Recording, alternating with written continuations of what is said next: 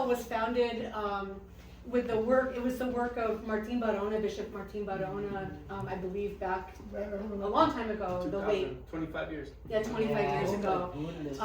He was a wonderful bishop in El Salvador, and with the help of people here in this country, we've built ties of solidarity. And St. John's, but others, St. Aidan's, others have been supporting Cristosal for most of that time. We even brought Bishop Barona here maybe 20 years ago. Yeah, it was wonderful. Yeah, so I'm going to let Noah talk about what's happening with Cristosal now, what it is and what they're doing, and some of the changes that have happened in the last year. We all know what's happening in the world, but specifically what's happening in the region and with Cristosal. And then I think he's very happy to take questions as well and have more of a conversation. You made me want to tell a story about the bishop in San Francisco. Which one? Bishop Oh, But I'll tell you. yeah, so tell us. The first time I came to San Francisco, maybe the first time I came, but definitely with the bishop, we went to St. John's, and we did something there, and then there was like this ministry that like some people up at night. Oh, the night ministry. The night ministry. Yes. Yeah. And when we were like with the bishop, who remember, you know, it was like this tall. We were like walking around, and there were, I think it was like a ministry to like people with challenges in the night. But I remember there were lots of like people with high heels, and they were very tall, and the bishop. And then they took us to this place called Esta Noche. Esta Noche, yes. Sadly gone. And it was a drag show. Yeah. Latino drag bar. Yes. A Latino drag bar. Yep. And I was having a glass of wine, and there was the bishop, and he was wearing his purple shirt. And every time the lady would come off the stage, we were with Tommy Dillon, and he'd be like, "Tell me what got me. This is the Bishop of El Salvador. He just wants to say hi to everyone." And I think that they were like, "Why would I do that?" And he was like, "No, people." And they finally let the bishop on the stage. Oh wow. Oh wow. And he goes like, "Who's from Oaxaca?" And he said something just like, you are all God's children and people love you. Yeah, that was Martin. Yeah. It was, I'll never forget that. It was pretty cool. Well, and he went to Gene Robinson's consecration. Bishop, our first gay bishop. So that's a nice transition to like the connection here. This was before my time at Cristosal, but there was a coalition of churches here that were part of the financial support that allowed Cristosal to start. I think that when Bishop Robinson laid hands on, Bishop Barona laid hands on Gene Robinson, there were churches in Alabama who were going to financially support Cristosal and said they wouldn't. Wow. And so that's when Tommy moved here, and he, coalesced a group around this issue, and the people said, "We're going to support this bishop's project now that he suffered a consequence for supporting LGBTQ people." Yeah. So that is the origin of this community's relationship with Cristosal. So I'm really grateful to be here with you all. I haven't been here in a while, which is why we came. I think the last time I was here was 2020. A lot's happened since then. I don't remember all of it, but we'll try. You also have a baby. That's true. I had a baby in Guatemala, and it's Prudencia Fitzgerald Ayala Bullock. But for people who are just kind of connecting again, or I'll just remind you what Cristosal is. We're a human rights organization that we're founded by Episcopalians in the United States and El Salvador. And when I first started in El Salvador, I would spend hours with the bishop, who was small and had lots of words inside that you needed to get out extensively. And he would say, in those conversations, I think he was also working through his sense of mission for Cristosal was. And I think the most meaningful way that he described it to me was, are you familiar with Oscar Romero? Yes. Well, he said that he was the voice of the voiceless. And Bishop Barona said that when they signed the peace in El Salvador, it ended the Civil War, that the Salvadoran people had won the right to make their own voice, and that our responsibility is to walk with them as they exercise the voice, maybe for the first time. And so that was a changing of how I think human rights work was being imagined, and that was the beginning of my work in Cristosal in El Salvador, is in a moment where people were trying to build democracy. I lived for 5 years in communities of demobilized guerrilla units and repatriated refugee communities. You visited some of those, I think, when you came with the... Oh no, I'm looking for... Will. Where'd Will go? Oh, there you are. Yeah. Will, do you remember going to Usulutan, like the rural communities? Oh yeah. I went to El Salvador in 2008 as a part of I'm like. pretty sure you went out to Usulutan, Yeah. the rural area. Yes. But those were communities of people that were building literally communities after living in war for 12 years, right? One of the things that happened in El Salvador was that sort of very soon after the signing of the peace, gang violence became a new form of violence, and forced people to displace internally, and forced people to flee the country and come here and come to many communities in the United States. And so Cristosal, that became, I think, early on one of our primary areas of work, was in providing protection to people fleeing gang violence, advocating for their rights to protection in El Salvador, to not be forced to flee the country. And we won a Supreme Court case on that issue, and then our work has evolved. So in short, what is Cristosal? We're a human rights organization. We provide protection assistance to people suffering political persecution, fleeing organized criminal groups. We have a team of lawyers, and we provide legal defense to political prisoners. But we also litigate cases of human rights violations, including massacres from the armed conflict period. But also, for example, in Guatemala, in the last year and a half, we've won cases and got convictions on homicides in cases of hate crimes against LGBTQ people. We litigate at the international level at the Inter-American Human Rights Court. We represent a group of judges that were overthrown by the Bukele regime. We do a lot of legal work. We also have a team of investigators that have sort of two jobs. One, they're the ones that do the investigation to be able to prosecute crimes, forensic investigation, but also we do documentation to build large evidentiary basis about systematic abuses. So that's sort of our program. We have a communications team as well, because if you're not communicating these days, you're not in anything. So those are our 4 program areas. And we were founded in El Salvador, but we expanded to Guatemala and Honduras in 2017. So up until last year, we had offices in all 3 countries.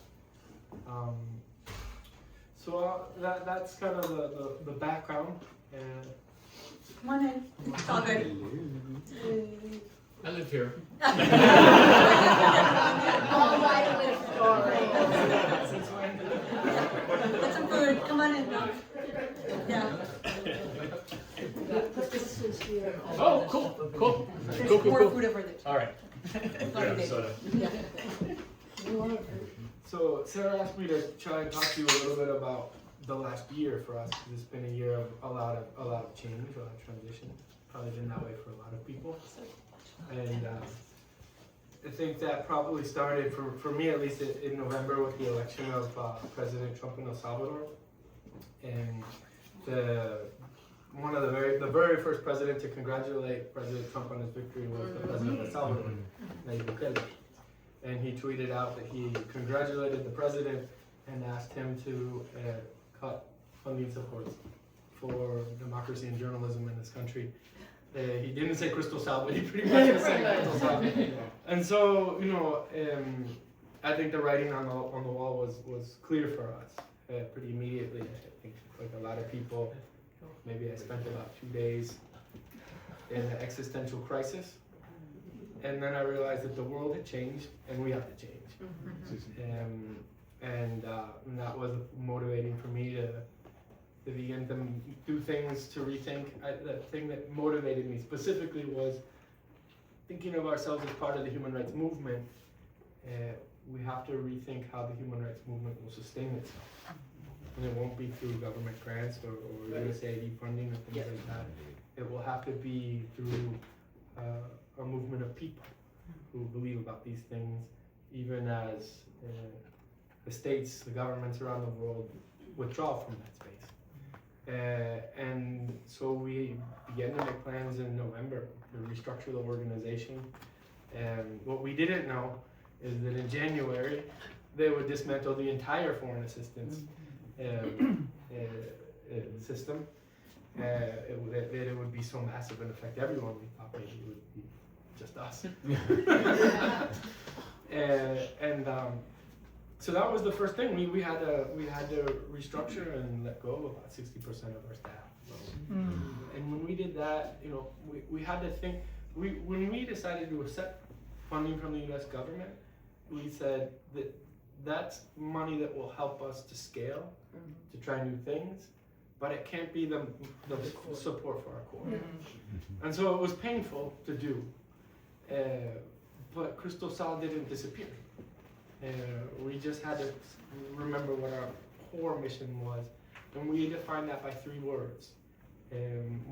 One is truth, our responsibility to build evidentiary bases, to investigate and demonstrate truth for advocacy today, but for historic memory and justice.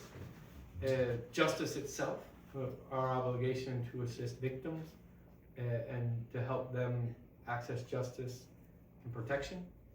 And voice, that we felt like Cristosal's voice in the societies that we work in was needed in this moment, and we couldn't cede that role. And so those were the 3 things that when we had to say what's our core of what we do, that's what we do. And so we restructured ourselves around that. And then that would probably have been sufficient for 1 year of upheaval, but things kept going. And there was an agreement between President Trump and Salvadoran President Bukele to, what in the words of the Salvadoran government, provide prison lodging to migrants.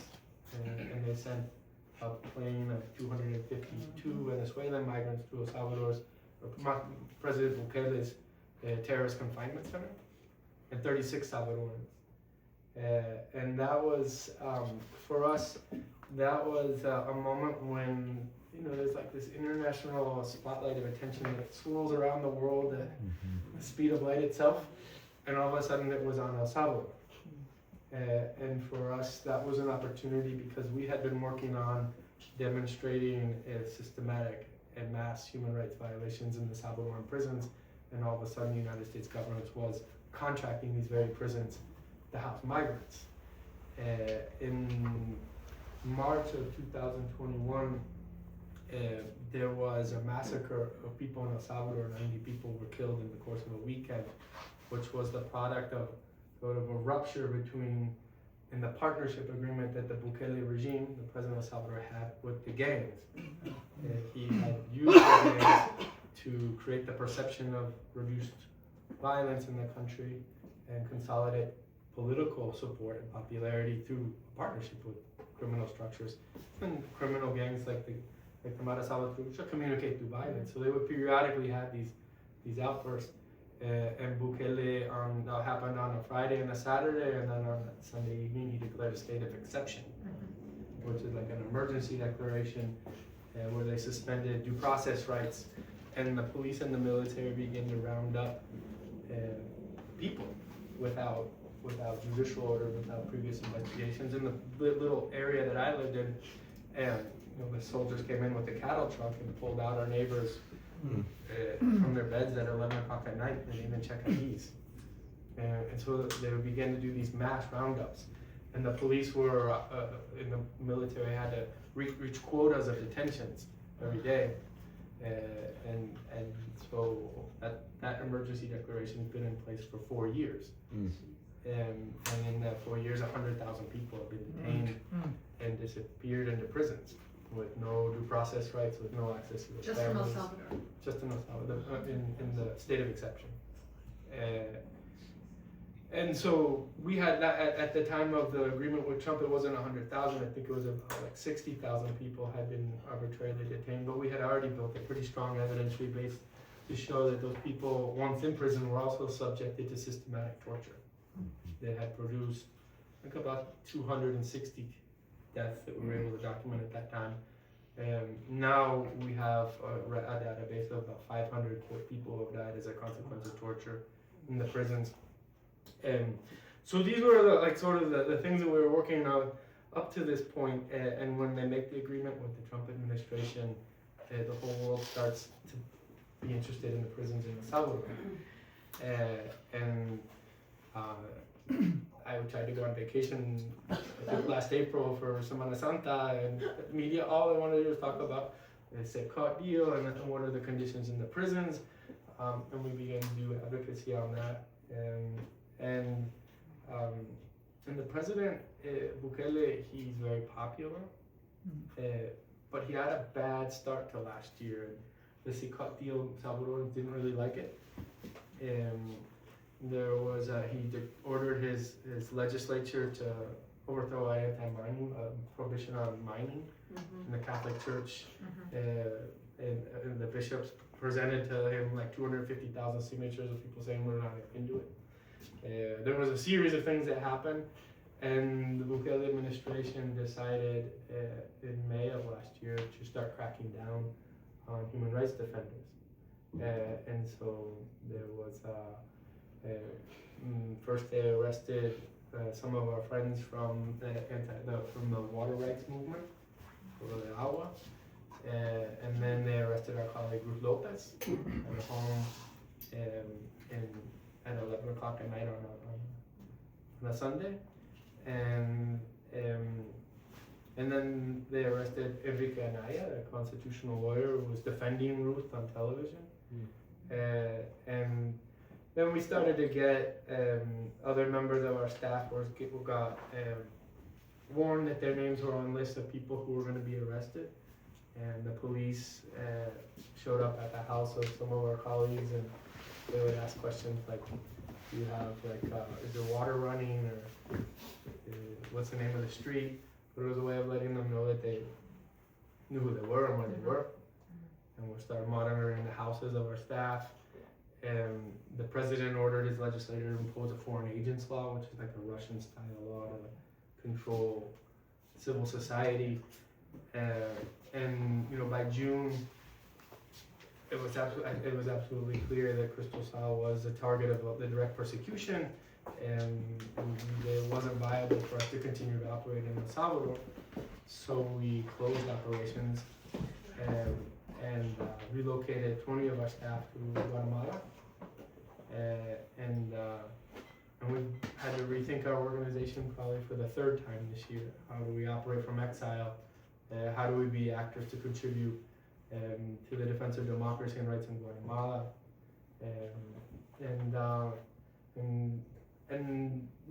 That's kind of been the year. It's been a lot of changes.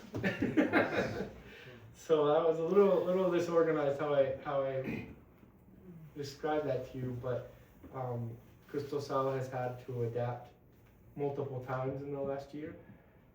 We've had the honor to accompany victims and provide support, and to be, I think, play an important role in the defense of rights and democracy in a time where El Salvador in some ways became a reflection of something bigger that was happening in the world.